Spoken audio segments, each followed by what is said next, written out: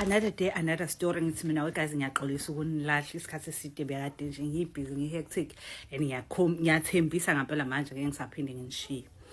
Ngithi mina wegazi nikuphike ugeli evukwa isifo sokuwa uthi nje samqala nje late samqala mhlambe esiko grade 9 kanje uthi wayengazazi nje ukuthi unesifo sokuwa. Uthi yo masingiqala ngisesikoleni uyafunda ufunda grade 9 kanje. Uthi ingane zihlekise ngami ngalendlela ukuthi ngase ngingasafuni nanokuphuma phandle ngema lunch break ngangihlala eclassini nje sengile ngane nje ethithiza yang affecta lento nje kakhulu. Uthi hayi shuthi ke sebengichwetha nje bengibiza ngisho ngomaquleka yabo nje sengiyi-laughing stock nje esikoleni. Uthi okay fine ayikhamba isikhathi khona umfana esasifunda naye ke maye shuthi khona umfana babefunda naye. Uthi lo mfana lo waye nakho ukuba inyanga ngoba yena nabantu abamathwasa yabo ewugobela kodwa sayingane nje wayenesiphiwo sokulapha abantu. Uthi hayi lo mfana lo wazangiqonde ngelilanga ngibone ngihleli ngedwa ngibuza why ungasaphumi phandle nani vele wayesazi isimo sakhe. Uthi bese sima ukuthi le nkinga yakho leyo ukuthi uba nesifo sokuba mina ngakusiza kuyona baningi abanye sengibalaphile. Usugeli ngithi hawe ma ngempela uqinisele uthathe he usugeli ngifike ngisho ekhaya sayibo yazi khona umfana lapha esikoleni uyinyanga uthe ngakhona ukungisiza kule sifo sami ngibhekene naso. Ugogo nje hayi cela uthathe inamba yakhe nje sizama ukuthi sikutholele usizo. Uthi hawu ngempela afika icela inamba emfaneni umfana amnikeze inamba. Uthi ngihambise ekhaya hayi umfana ke mase bemfonele ekhaya athi hayi ukuze ngisize kuzomela ngizohlala kubo khona ngoba khona kumele ngivuke ekseni kumele enze sure ngiyisebenzisa ngendlela imithi le azobe ngenzele yona nokuthi kunezinto engamele ngizidle so mangiseduzana uzokwazi ukumonitor yonke situation.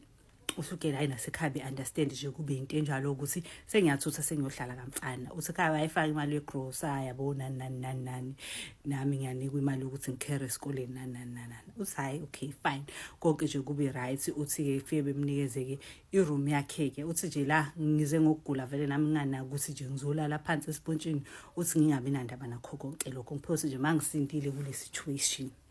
Uthi hayi ngempela ugobela wamenze sure ke ukuthi nje ngidla right ngalendlela afuna ngayo ngiyavuka ekseni yezwe uzongivusa ekseni ukuthi ngihambe mhlawumbe mangwele ngiyochaza noma kumele ngiqhume noma kumele ngiphalaze wayenza sure ukuthi yonke into ngiyenza ngesikhathi before ngiyesikoleni. Uthi hayi kube right mangade ngekhaya ebuye ngibuza uyidlile inyama yengulube ngisho ukuthi cha uthi kokunye mhlawumbe uthola ukuthi ngizolento ngizoyidla uthi angithethise ke mangiyidlile ukuthi usuyidlela inyama yengulube yabo. Uthi hayi khamba isikhathi hayi ugobela yabo nje uthi ngiqale uthi angibize ke athi hene ucela ungitshena something uthi hayi ngihlale phansi uthi bese ngitshela ukuthi ucabanga ukuthi sekumele elale la engilala khona silale sobabili endlini eyodwa but yena uzolala ucansini mina ngizolala esipontshini ngoba ubona ukuthi lento leyo lokho ezonokha yabo ayisebenzi kahle because ngesikhathi ugeli buye ngamuzwa yabona nani esathi isikhathi ukuthi avuke nani. Uthi ugela ngoba ugobela wami futhi nje ngiyalentuze ngiya understand ukuthi ukwenzakalani ngithi hayi okay. Uthi kodwa nje ngibe nakho lokho uthi kodwa futhi nami ngisayingane engqondweni yabo nje akuklikho ukuthi why lo muntu esefuna ukuzolala endlini. Uthi hayi okay fine ngivume ngithi mina anginankinga ke. Uthi nangempela futhi ayolala ecansini kahle umfana mina ngilala empedeni njalo masivuka ekseni uyangivusa kumele ngiqhubeke ngenze izinto ngeprocedure. Uthi hayi okay konke kube right. Uthi step number 2 umfana ethelele empedeni evedani elele la ecansini athi ucela hlehlele ephandi nobusuku athi icansi liyamgwaza. Uthi hayi inkinga zakhe zaqala lapho nyeza no part 2. Uthi ugeli hayi nangempela ke alentuze ke. Uthi hayi khamba isikhathi ugobela sithi silele nje ngize umuntu useyangibrush hayibo uthi ke sesangibrush kanjalo ashabe egibela phezulu ugobela. Uthi ayidalele ugobela kumina. Uthi yo ngikhale because ngangakaze ngiyenze lento ngayiqala ngaye nje ngayifundiswa yena. Uthi ngikhale uthi nje emeqeda athi nje ungatsheni umuntu ngalento umuke washo uzongibona kahle ukuthi ngifana noba ngokubulala nje ukubulala.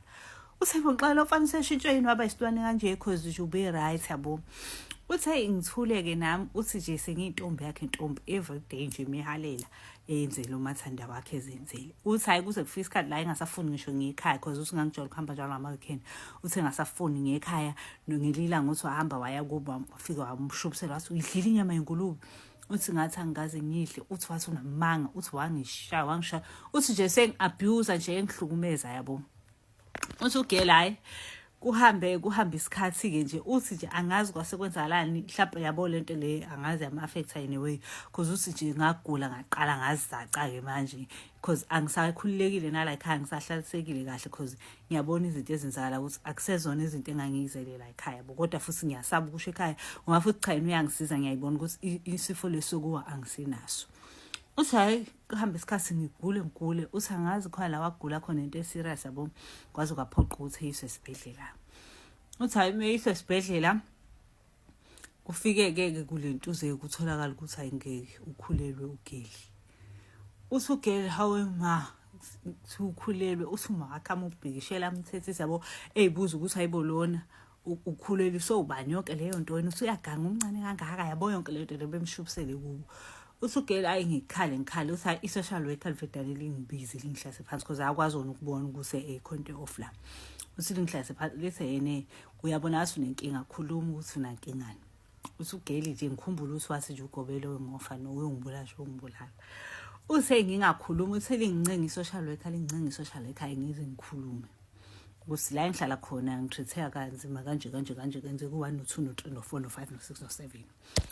Uthi ha abazali bakhe bevele behlanya uma wakhe nogogo akhe uthi nje beqonde khona bewugive umfana bethi wena silethe ingane yethu lana ukuthi uzoyilentuza uzoyilapha usufika wenza imkhuba yakho were sisifuna ukuhamba siyokubopha. So wathi nje umfana hambani nongibopha nibone ukuthi nizobonani. So wathi nje mina ngishanga izulu ningafikwa lapha epolice station.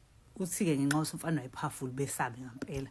Uthi mase bephuma sebehamba ugogo akhona nje asha amazwi awodwa ukuthi yabona mfana wami into yenze manje la sinamba ngeke uzulungelwe lutho ungayibona ngathi uphakafuli manje but ngeke uze wazi ukuthi kusasa likuphathelini ngoba uyadlala ngathi ngoba ubona usivele asinayo umuntu oyindoda ozosilwela nokuthi futhi ayikho into lentuzayo ayikho into esizoyenza kuwena ngoba wena uyinyanga kakhulu uyaziwa ukuthi udumile ukuthi uyinyanga. Uthi nje abasabe sathi uzobathatha. Uthi ke la esihambeke Nkosi yami sibuyele ekhaya ke ngithatha imithwalo yami yonke ngibuyiselwe ekhaya. Uthi ngiqhubeke ke ngifunda uthi nasesikoleni seyangigubhisa nje lo mfana lo. Uthi hayi kuze kuphoqe ukuthi ngaphela ukhulelwe ke yabo kumele indaba yesikole ayike uthi hayi fika isikhathi umfana akayingena kahlangana ngisho nalengane nje vele kube nje inkukhu nempaka basakhulumisana yabo kube nje naye phoqa ukuthi ayeke isikole ngoba wayekhulelwe ke. Uthi hayi izalwe ke ingane ke. Uthi masizaliwe ingane ke ngiyeza manje no part 2. Uthi ugeli ke ahambeke nje aye kwi-maternity leave yabo ayeke isikole. Uthi mase ngisiyekile isikole noBoy evedana asiyeke isikole. Uthi hayibo xa uyahlangene lo uyekelele isikole cause vele nje ayikho into engihlanganisa naye nalengane ayikho into ehlanganisa naye yabo nje. Uthi hayi asiyeke isikole uthi ngihambe ngifike inteteke usizalwe ingane. Uthi akalandaba kahlangana kabusilutho akasho lutho ezwe nje uthi ngibuyile esikoleni abuyele naye esikoleni. Uthi into ayengihlukumeza yona umfana. Uthi into ayengihlukumeza behlangene nabangani bakhe uthi bengibhulisha ibhadi yalazi ibhadi. Uthi nje ngase ngiphilela bona sengihlukunyezwa yibona nobangani bakhe. Uthi hayi this one silinyana day nje ethi uyaqhamuka nabangani bakhe ngivele ngiyoyiphosa komunye umfana abamsabayo. Uthi engibuze seniyathandana manje usuthandana lo. Uthi hey uma wengane yami lo uthi lo mfana engazodakwa noma ingane yakho qeda kwenzana. Uthi asabeke uthi wagcina lapho kungihlupha ke. Uthi hayi lo mfana yashuthi abone opportunity lo kade kucashwa ngayo. Uthi agcine semshela ke begcine nje sebethandana ke. Uthi hayi lona ke nje ephuma phela empilweni yami nami ngiqeda umatric wami ngihambele naye ihambele indlela zakhe ihlukane nje ngeindlela. Uthi hayi lo sibe serious ke nje naye siphushe uthi ngangiqala ukuthandwa kanje ya. Uthi siphushe uthi sithi sesina 6 years uthi ingane yami nje ikhulaza ukuthi uyena ubaba wayo. Uthi sesina 6 years sithandana ngikhulelwe ke ngebhadi ingane ishone. Uthi hayi naye ngaphela isikhathi singanani naye avetana shona dutshule yabo uthi nje impilo yami vele iqale phansi nje ibhede ke. Uthi hayi ngithi ngene ilanga nje ngihambele emoli veqhamuka uhlanya nje. Uthi beliqhawa lihudula ama-cardboard liqoko oplastic uthi nje uhlanya hlahlahla hayi phara uhlanya. Uthi meliqhamuka vele fela eduze kwamcosha ithini liphuze ithinini elingcolile. Uthi ngicikeke nje ngilibuke ngehlelile. Uthi vele imbona ithi hawu bese lithi ngiyaxolisa. Uthi ngixa usayibolona. Uthi ngithi ngiyasuka lizama ukungibamba yabo ukuthi lifuna ukukhuluma nami. Uthi ngiscream obhuti abaseduze kwami befuse kithi bese ifuse kwena uyeke ingane kanti inkinga yakhe yabo. Uthi lingincenge lithi ngiyaxolisa. Uthi mangithi ngiyalibuka kahle lohlanya. Hayibo ubaby daddy phela lo useyahlanya lo kuyena wayegobela. Uthi hawe ma uthi ngimbuke ngibone kahle ukuthi uyena evele exolise. Uthi exolise lokho utheze guqe phansi amadolo encane. Uthi ngithi nje neva ngisho nje inhliziyo ngithi yo ngaze ngawakhumbula amazwi agogo awasho ngalela langa mfanele uzosishaya ngezulu ukuthi njena eheni ungabo wenza umuntu kabi ngoba ubona ukuthi izinto esakhambela kahle. Uthi yo ngangiqala ukujabulela into ebhlungu yenzeka kumuntu. Uthi ngezwe inhliziyo yami ithi cosololo because ngahlukumezeka ngihlukunyezwa yilo mfana lo wayana. Siphela lapho ke story sethu sanamhlanje. Ngiyaxolisa ukubuya late wesizwe abantu zamama.